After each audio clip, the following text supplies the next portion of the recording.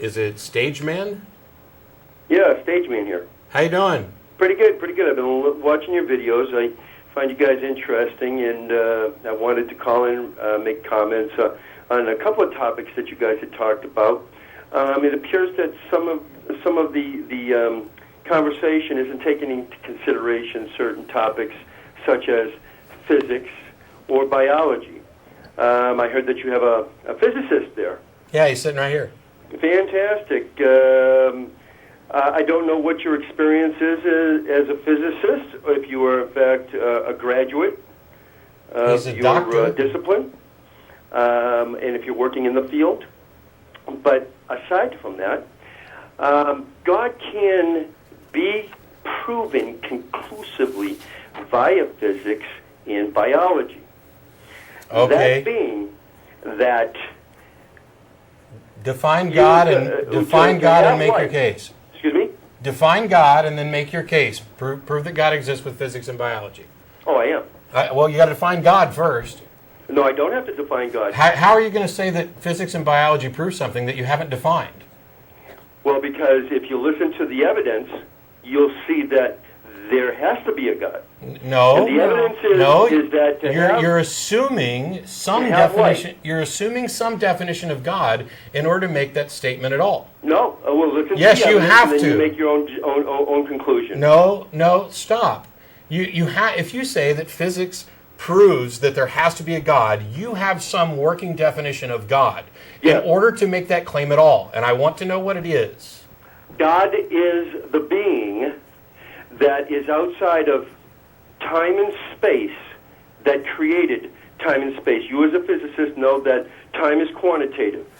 It has already been conclusively proven that time is quantitative in physics.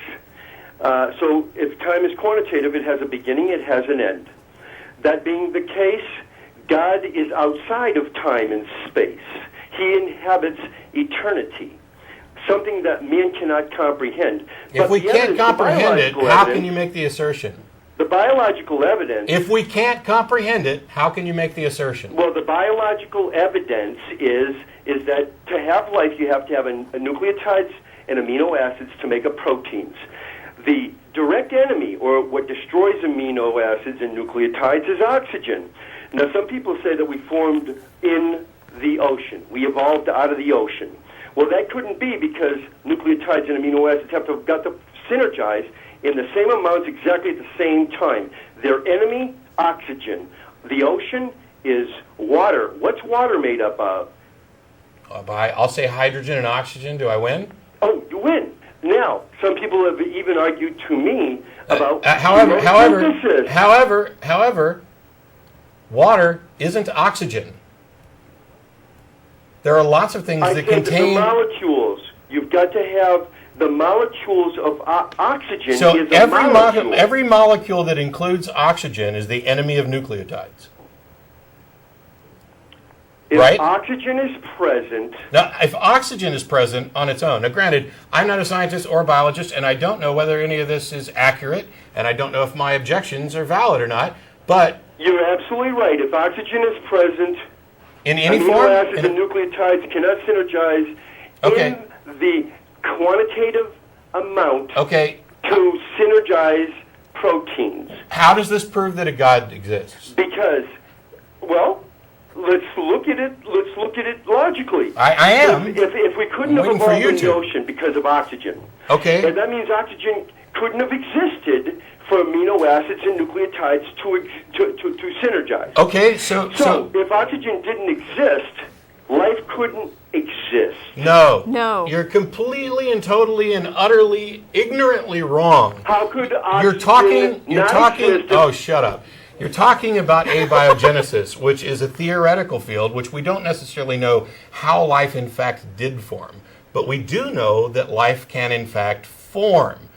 The Miller-Urey experiments demonstrated that under some atmospheric conditions, which do not match Earth, it doesn't matter that it doesn't match Earth, that it was wrong. Under some atmospheric conditions, life can spontaneously be created from non-life through purely natural means. That has been demonstrated. It doesn't matter that we don't know exactly how it did happen on Earth. The fact that it's possible is all we need to know. Yeah.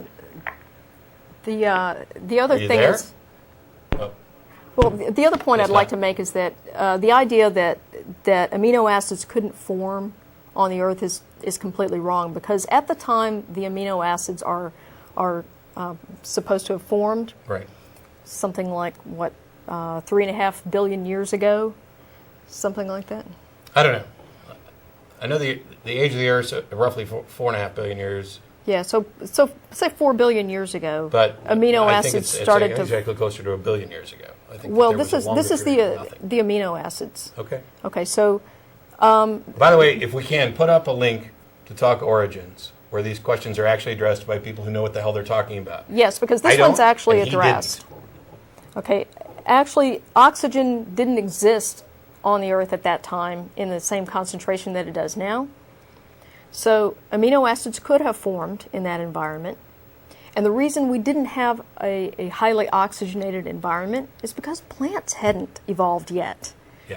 So that's what gave us the oxygen. Of course, plants evolved first, and then animal life came later. But the big point is that, I should say and I'll just go ahead bacteria. and pretend like he stayed on the line to defend himself. Whatever argument he ended up making is one big argument from ignorance. It's a logical fallacy. It's basically saying, life couldn't have possibly formed this way, therefore God did it. No, the only thing you've demonstrated, even if you were correct, and you're not, even if you were correct, the only thing you demonstrated was that life couldn't form in that specific way that you've eliminated. You haven't eliminated all possibilities. You've just said, I can't think of any other way it could have been done, therefore God did it. I can't think of any way this could have happened, therefore some being existing outside of space and time must have done it by magic. Sorry, it doesn't work that way. If you want to talk about possibilities and which things are possible and which ones are not, that's fine.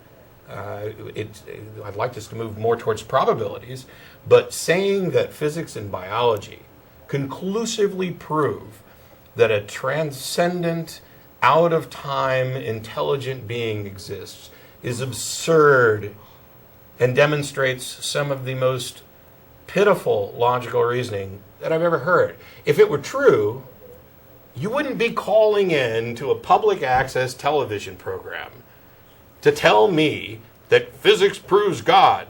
No, it doesn't. If that was the case, everybody'd know about it. There would be scientific journals, peer-reviewed, demonstrating that physics proves God. The one specific God that you defined after being forced to. It's not the case. I realize you want it to be the case. I realize you can't think of anything better. I realize that you've spun yourself around with this potential paradox, and the only solution you can come up with is Magic Man, but that don't make it so. Sorry. Yeah, it's just a failure of understanding of the current state of science Yeah. on this. Anything from our physicist?